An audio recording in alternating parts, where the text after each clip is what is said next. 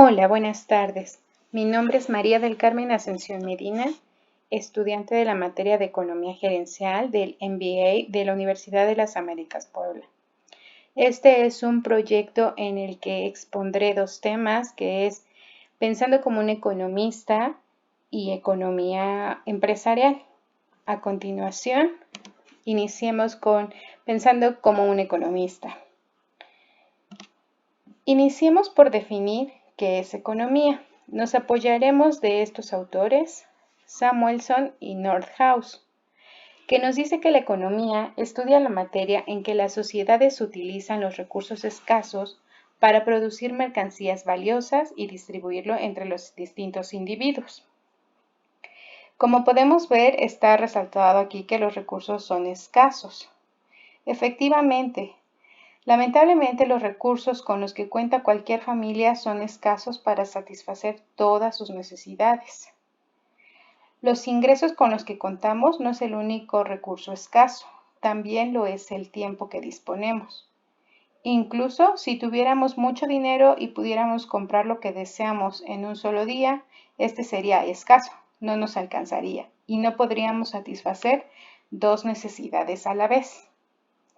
El problema es que cuando satisfacemos una necesidad, siempre surge una nueva. Es decir, las necesidades se reproducen. Siempre queremos un coche mejor, una casa más grande, más ropa, etc. Se podría pensar que los millonarios pueden satisfacer todas sus necesidades. Sin embargo, el tiempo les sigue siendo escaso. No podrían satisfacer todas las necesidades que deseen al mismo tiempo. Y surge entonces la necesidad de elegir.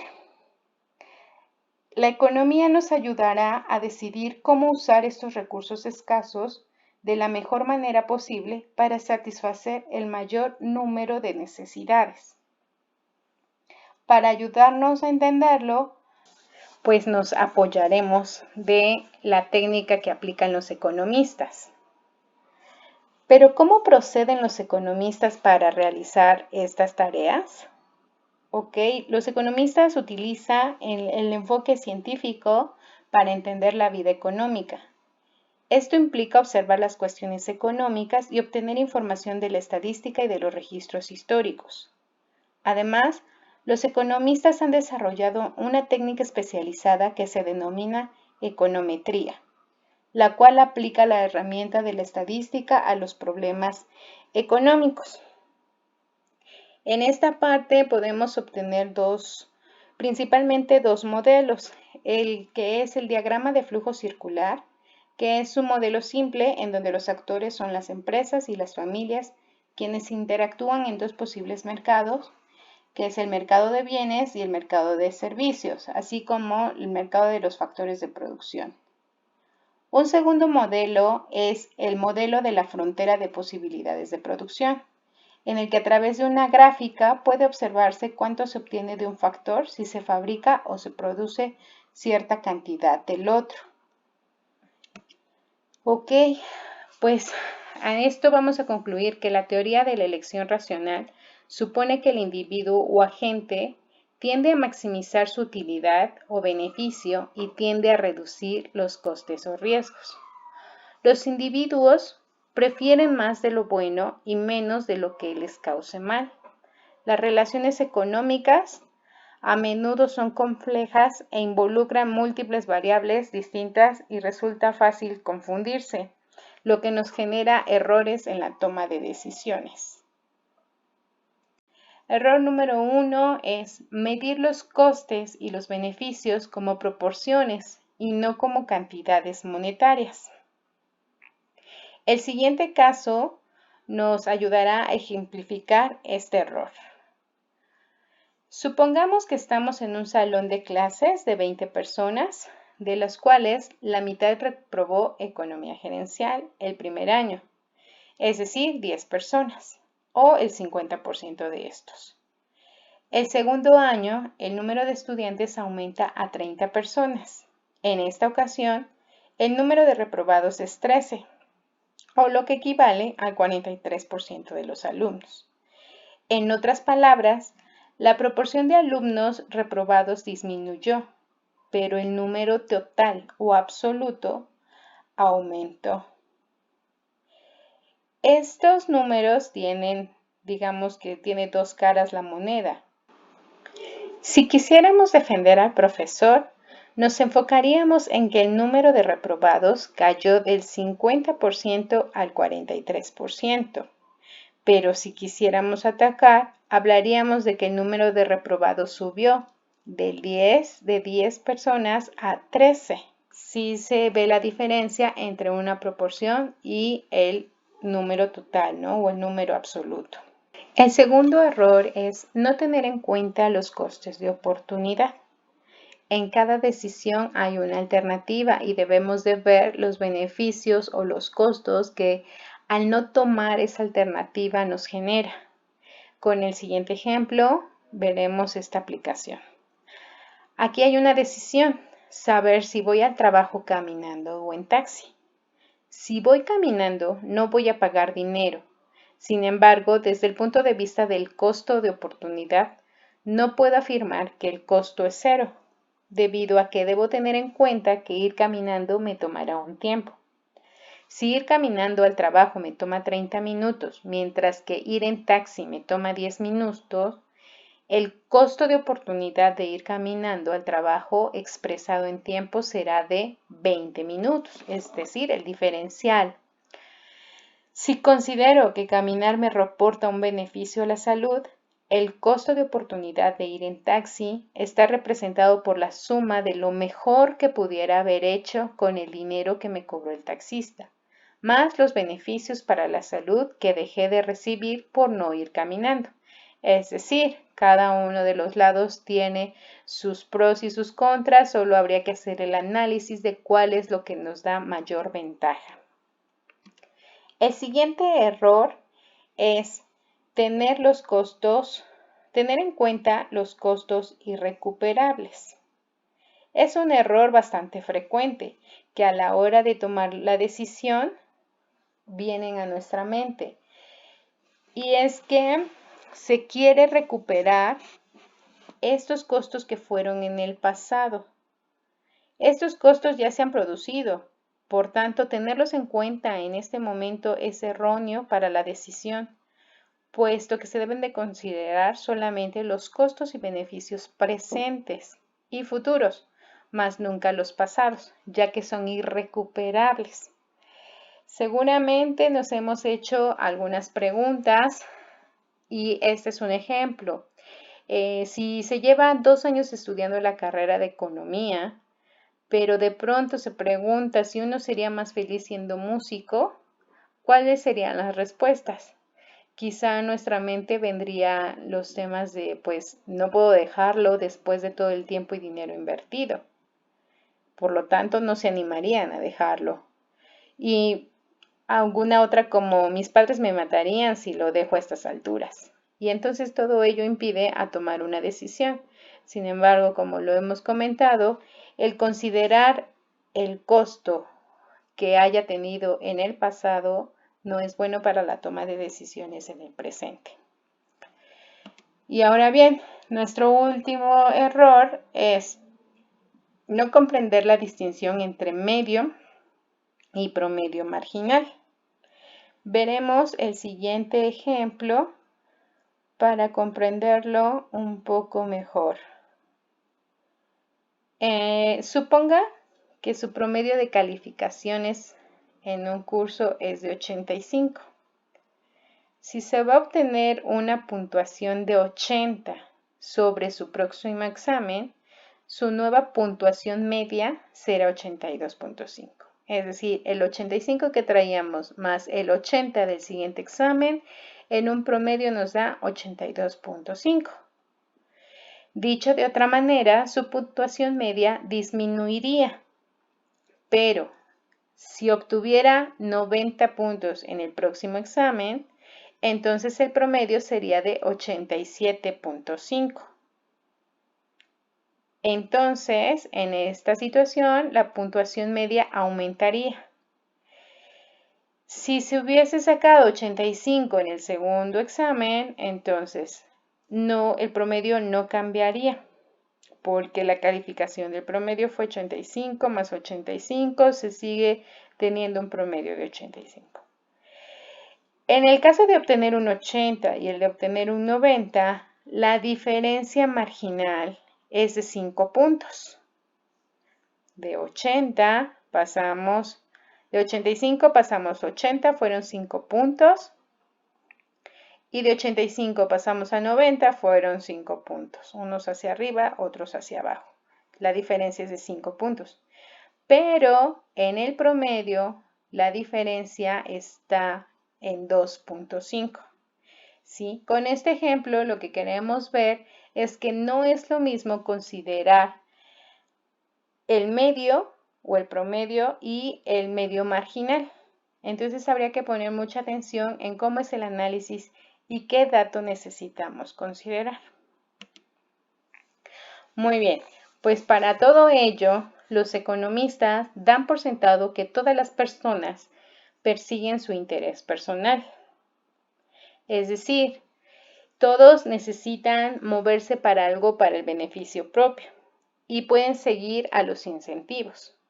Los incentivos es todo aquello que modifica los beneficios o los costes de una decisión, por lo que puede modificar la decisión tomada. Estos pueden ser positivos a manera de recompensa o negativos a manera de castigo. Es turno de hablar de economía empresarial. La economía empresarial o la economía de las empresas es el estudio de cómo dirigir recursos escasos de tal manera que se logre de forma más eficiente posible una meta directiva. Y aquí es como cada uno de los dueños de las organizaciones, de los gerentes, cómo llevan a su empresa, a su organización a cumplir su objetivo. Y generalmente el objetivo de las empresas pues es generar sus ganancias, ¿no? Fortalecerlas. Vamos a hablar de dos tipos de organizaciones, que es la organización lucrativa y la no lucrativa. De estas comprendemos que sus beneficios se reflejan a través de las ganancias. Para el tema de las organizaciones no lucrativas, sus ganancias las obtienen a través de las contribuciones, deudas, ventas de sus productos y servicios. Todas ellas crean valor cuando los beneficios que obtienen los compradores exceden los costos de producción. Y siguiendo en el tema de la creación de valor, la creación de valor se identifica con la generación de utilidad o riqueza por parte de la empresa en un ejercicio o periodo de tiempo dado. Aquí vamos a determinar que los beneficios del comprador menos los costos del vendedor, ahí es donde tenemos una creación de valor. Lo representamos como beneficios menos gastos. Son beneficios del comprador menos el costo del vendedor. Ahí ya hubo una creación de valor. El excedente del comprador más los beneficios económicos del vendedor se puede interpretar de esta manera. Los beneficios económicos es igual a los ingresos menos los costos. ¿Qué son entonces los beneficios y los costos? Los beneficios y los costos los podemos ubicar en la parte de beneficios totales o costos totales o los marginales.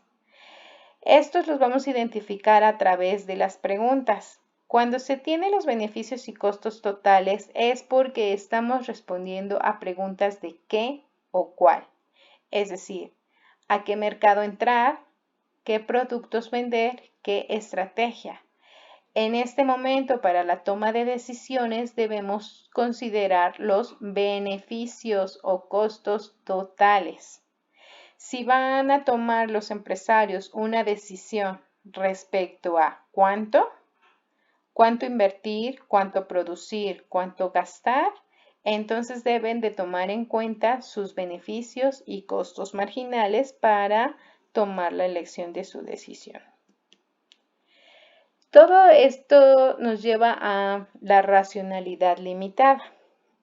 ¿Qué es esto? Pues es un modelo, que es un término propuesto por el Nobel de economista Herbert Simon, que describe el proceso de toma de decisión de un individuo, considerando limitaciones cognitivas, tanto de conocimiento como de capacidad. Es decir, no es fácil el tema de la toma de decisiones. Se tiene que analizar varias cuestiones y determinar qué es lo que necesitamos obtener analizando sus beneficios, sus costos de oportunidad. Y para la toma de decisiones correctas, habríamos que considerar siempre en cuenta no caer en las falacias. Esta primera falacia habla del costo hundido. Se trata de una especie de trampa. Es una falacia de las pérdidas irrecuperables que hacen que una persona siga intentando recuperar lo perdido aunque no sea racional. ¿Cómo funciona la falacia del costo hundido? Digamos que estás en un restaurante y pides un gran postre lleno de helados y chocolate.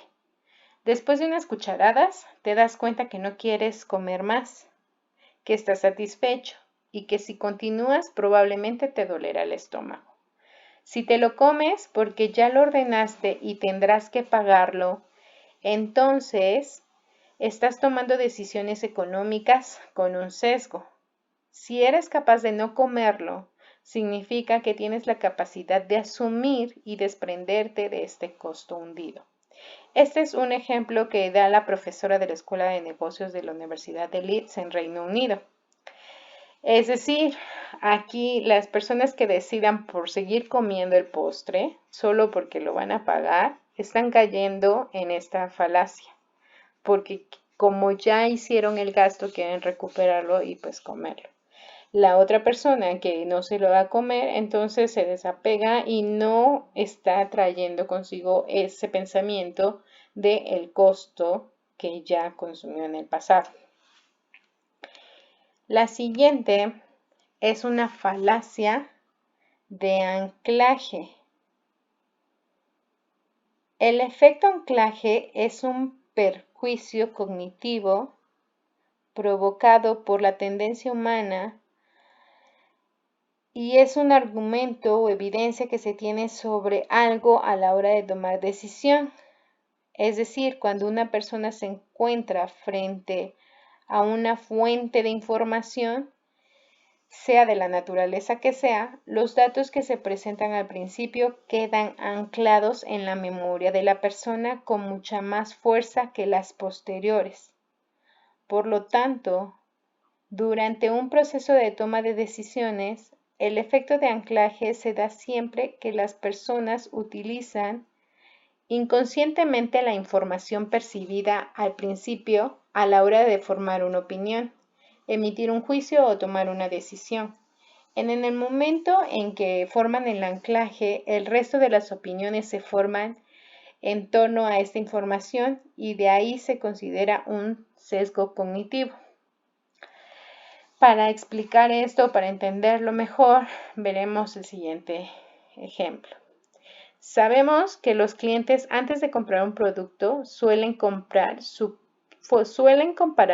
precio con otro que les sirve de referencia, que suele ser el de otro artículo parecido al que han visto primero. Si el primer artículo que vio era muy caro, el resto de los artículos le parecerán baratos en comparación. Y si sucede lo contrario, si el primer artículo que vieron era muy barato, el resto les parecerán caros por comparación. Y por último, tenemos la falacia del sesgo del status quo. El sesgo de status quo se ha explicado a través de varios principios. Y la explicación más común es la siguiente. La definen como una aversión a las pérdidas. Los estudios han demostrado que cuando los individuos toman decisiones, pesan el potencial de pérdida en mayor medida que el potencial de ganancia. Por lo tanto, cuando miran un conjunto de opciones, se centran más en la que podrían perder al abandonar el status quo que podría ganar. Esto coincide con el estudio, es decir, las personas deciden por lo que les pesa más, que serían las pérdidas, y eso es lo que tienen en mente para la toma de decisiones. El siguiente ejemplo también nos los demuestra. Nos indica que los participantes en un plan de retiro se les dio la opción de cambiar la distribución de sus inversiones cada año sin costo. A pesar de que varían las tasas de rendimiento entre diferentes opciones, solo el 2.5% de los participantes cambió su distribución en un año determinado. Pero se les preguntó por qué nunca cambiaron su plan. A medida de que estos participantes no supieron justificar es porque cayeron en la falacia del sesgo del status quo. Ahora pasemos al tema de límites verticales y límites horizontales. Para ello describamos qué es la integración vertical. Esta ocurre cuando una misma empresa se hace cargo de las actividades que tradicionalmente ha delegado a manos de tercero. Aquí en esta situación de integración vertical se puede crear o adquirir otras empresas mediante las cuales pueda autoabastecerse en toda su cadena, es decir, que puede tener desde su propia bodega, sus centros de distribución, realizar el transporte de las mercancías hasta la venta del consumidor final. De esta manera se trata de la integración vertical y ejemplos de ellos es Zara y Apple. Zara, en el mundo de la moda, que a diferencia de la gran mayoría de sus competidores, basa su modelo en una estrategia de integración vertical compensada, es decir, hacia adelante y hacia atrás, porque se hace cargo de la mayor parte de las actividades relacionadas con la cadena de valor, desde su diseño, producción, logística, tanto de entrada y de salida, así como la venta del consumidor final a través de establecimientos propios. Logra poner en sus tiendas nuevos diseños de ropa en solo 2 semanas y responder ágilmente a la tendencia de mercado. Es decir, tiene todo depende de ella, ¿no? En el caso de Apple, sobresale y es un ejemplo hasta ahora difícil de imitar. Ha logrado entender que si quiere mantener sus diferenciales en el tiempo, debe hacerse cargo de la mayor parte de actividades involucradas en la cadena de valor, desde la creación y diseño de varias de sus piezas de hardware, que incluyen cosas como los procesadores, hasta la programación del software y la distribución directa del consumidor final por medio de sus propias tiendas. Es decir, ambos ejemplos nos indican esta situación de integración vertical porque tienen y depende de todo de ellos, todo su proceso desde inicio hasta que su producto llega con el consumidor final. Por su parte, la integración horizontal ocurre cuando una empresa adquiere o se fusiona o crea otras compañías que realizan una misma actividad.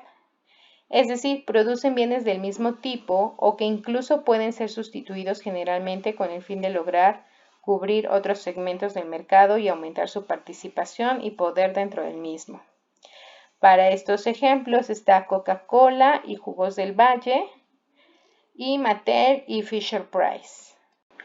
Como parte de su estrategia de integración horizontal, Coca-Cola adquirió a Jugos del Valle.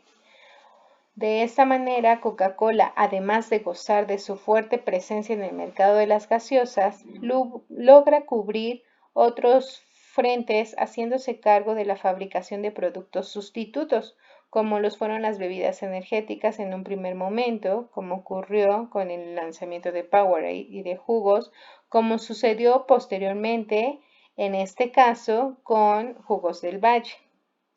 Es decir, está adquiriendo otras empresas y toda la producción que quiere tener, pues la importancia en el mercado, ¿no?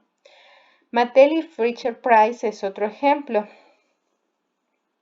Cuando se trata de crecer y tener un mayor control y poder sobre el mercado, la competencia es normal que las empresas pongan en marcha este tipo de estrategias para lograr su objetivo. La principal compañía de juguetes del mundo ha adquirido a lo largo de su historia varias marcas, entre las cuales está la compra de Fisher-Price, que es una de las más importantes. Con esto, en ambos ejemplos, pues logran tener poder en el mercado, ¿no? Abarcar más del mismo. Ahora bien, es turno de hablar de los mercados. Los mercados son muy importantes, pues determinan el tipo de la economía a seguir. Si bien es posible intercambiar bienes y servicios por medio del trueque, la mayoría de los mercados depende de los vendedores que ofrecen sus productos o servicios a cambio de dinero de los compradores. Se puede decir que el mercado es el proceso por el cual establecen los precios de los bienes y servicios de una economía. Tenemos el tipo de mercado para las empresas y para las familias. Las empresas venden los bienes en el mercado de productos donde las familias compran los bienes. Las empresas contratan trabajo en el mercado de trabajo y quien se lo vende son las familias. De igual manera, las empresas invierten en bienes de capital en un mercado de capitales y las familias piden préstamos e invierten dinero. Tenemos el mercado de competencia perfecta.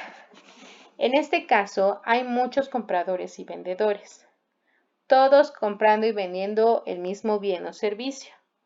Todos los vendedores se ven obligados a vender al mismo precio, ya que si cobraran más, perderían ventas ante sus competidores.